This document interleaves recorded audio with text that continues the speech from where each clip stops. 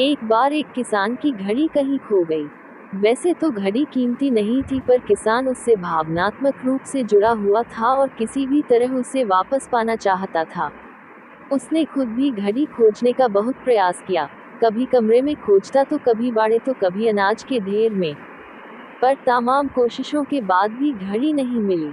उसने निश्चय किया कि वो इस काम में बच्चों की मदद लेगा और उसने आवाज लगाई, सुनो बच्चों, तुम में से जो कोई भी मेरी खोई घड़ी खोज देगा उसे मैं 100 रुपये इनाम में दूंगा। फिर क्या था, सभी बच्चे जोर शोर दे इस काम में लगा गए।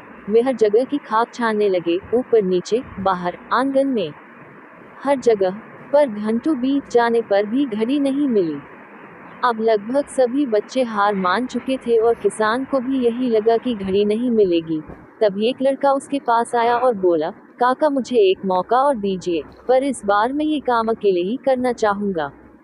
किसान का क्या जा रहा था, उसे तो घड़ी चाहिए थी। उसने तुरंत हाँ कर दी। लड़का एक एक करके घर के कमरों में जाने लगा, और जब वह किसान के शयन कक्ष से निकला तो घड़ी उसके हाथ में थी। किसान घड़ी देख प्रसन्न हो गया और अचरज से पूछा, बेटा कहाँ थी ये घड़ी, और जहाँ हम सभी असफल हो गए तुमने इसे कैसे ढूंढ निकाला।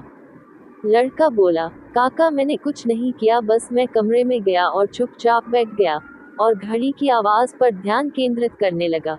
कमरे में शांति होने के कारण मुझे घड़ी की टिक टिक सुनाई दे गई, जिससे मैंने उसकी दिशा का अंदाजा लगा लिया और अलमारी के पीछे गिरी ये घड़ी खोज निकाली। फ्रेंड्स, जिस तरह कमरे की शांति घड़ी ढूंढने में मददगार साबित हुई, उसी प्रकार मन की शांति हमें लाइफ की ज़रूरी चीज़ें समझने में मददगार होती है। हर दिन हमें अपने लिए थोड़ा वक्त निकालना चाहिए, जिसमें हम बिल्कुल अकेले हों, जिसमें हम शांति से बैठकर खुद से बात कर सकें और अपने भीतर की आवाज़ को सुन सकें। तभी हम लाइफ को और अच्छे ढंग से जी पाएंगे।